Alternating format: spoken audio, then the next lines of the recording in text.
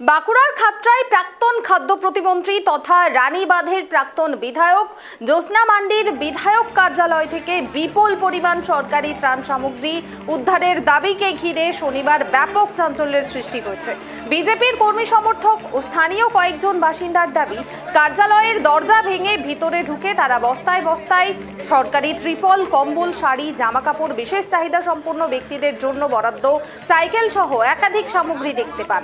পাশাপাশি লাঠি ও তরোয়ালও উদ্ধার হয়েছে বলে অভিযোগ। খবর পেয়ে ঘটনাস্থলে পৌঁছায় পুলিশ ও কেন্দ্রীয় বাহিনী।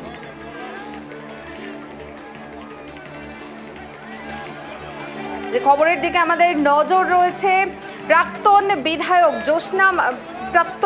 জ্যোৎস্না মান্ডির কার্যালয়ে ত্রাণ সামগ্রী উদ্ধার। জ্যোৎস্না মান্ডির কার্যালয়ে ত্রাণ উদ্ধার, চাঞ্চল্য ছড়িয়ে পড়েছে খাতড়ায়।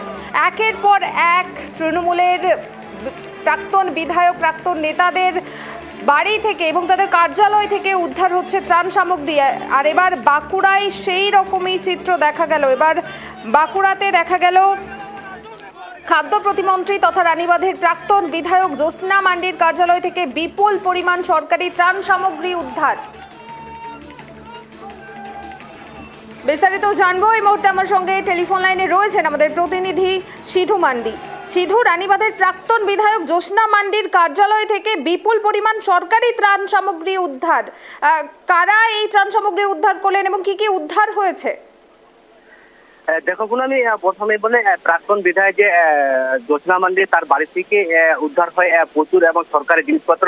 দেখা যায় পশ্চিমবাংলা বিভিন্ন বিধায়কের কাছে এবং টিএমসির বিধায়কের কাছে বিভিন্ন জিনিস এবং উদ্ধার হয়ে গেছে। এরকমই দেখা গেল বাঁকুড়া জেলার খাতড়া পামমোড়ে যে জ্যোৎস্না মান্ডি কার্যালয় আছে সেখান থেকে, এবং বিজেপি কর্মী এসে এবং তারা সেই বন্ধ কার্যালয় এবং চাবি ভেঙে এবং তারা প্রবেশ করে দেখা যায় সেখানে প্রচন্ড এবং প্রভৃতি জিনিসগুলো পাওয়া যায়। জানা যাচ্ছে যে তিরপল, তারপর হুইল চেয়ার এবং বিভিন্ন রকমের এবং জামা কাপড় তার সাথে এবং ছিল, এবং যারা প্রাণের যারা এবং গরিব মানুষ যারা এবং কম্বল সেসব বিভিন্ন রকমের জিনিসপত্র পাওয়া গেছে দেখা যায়। এবং এইসব বিজেপির দাবি যে এই যে 5 বছর যে গরিব মানুষের যে পাওনা, সে যারা প্রাণের তিরপল এবং বিভিন্ন জিনিসপত্র পাওয়া যায় তারা এবং তারা তাদেরকে না দিয়ে এবং তিনি এবং বিক্রি করার জন্য দাবি এবং করে না বিজেপিরা। পুনামি, বেশ, ধন্যবাদ সিধু।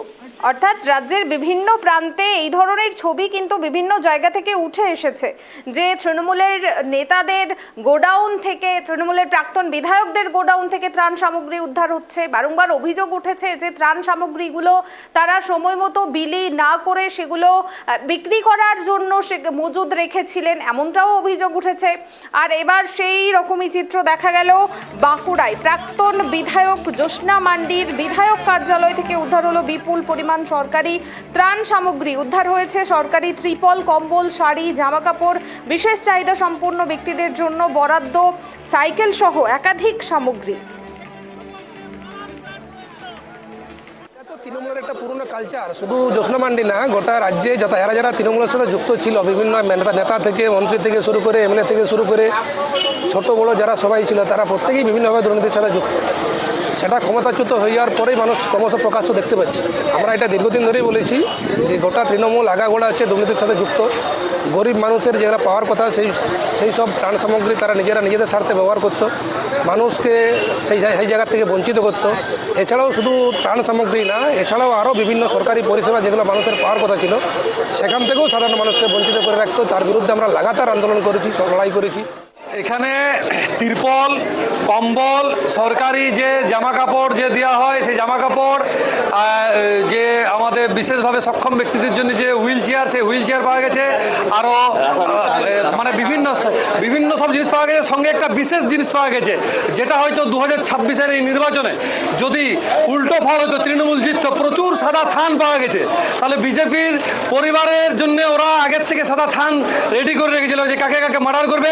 প্রচুর লাঠি পাওয়া গেছে, এখানে তরোয়াল পাওয়া গেছে, এই যে দেখুন লাঠি তরোয়াল সমস্ত অস্ত্র হকি স্টিক থেকে আরম্ভ করে সমস্ত অস্ত্র পাওয়া গেছে।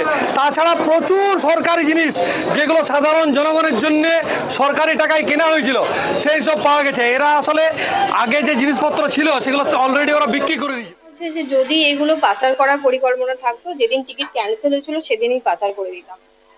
দ্বিতীয়ত হচ্ছে বিজেপি যে বা যারা আমাদের এখানে শো কল্ড মোস্ট কিরকম বলবো শান্তনু সিং তার দলবল তার কার্যকর্তা নিয়ে আমার বাড়ি, ওটা আমার পার্টি অফিস নয়, প্রথম কথা ক্লিয়ার করে দিই, ওটা আমার বাড়ি। ওখানে আমি, ওটা শ্বশুরমশাইয়ের বাড়ি, ওখানে আমি কার্যালয় করতাম। এটা ঠিক যে সরকারি কিছু মাল ওখানে রাখা ছিল। পশ্চিমবঙ্গের প্রত্যেকটা বিধায়ক, কি বিজেপি কি তৃণমূল কি সিপিএম, প্রত্যেকটা বিধায়কের কাছেই কিন্তু সরকারি মাল আছে। এখনো যদি বিজেপির পার্টি অফিসে যাওয়া যায়, তো যারা বিধায়ক ছিলেন এত বছর ধরে, আমাদের 70টার মতো, তাদের বাড়িতেও বা তাদের কার্যালয়েও কিন্তু এই মাল রাখা আছে। আমাদের কাছে এই মাল ফেব্রুয়ারি মাসে আসে এবং তারপরে আপনারা জানেন যে ভোট ডিক্লেয়ার হয়ে যায়, আমরা এই মাল সবাইকে দিয়ে উঠতে পারি না। এবং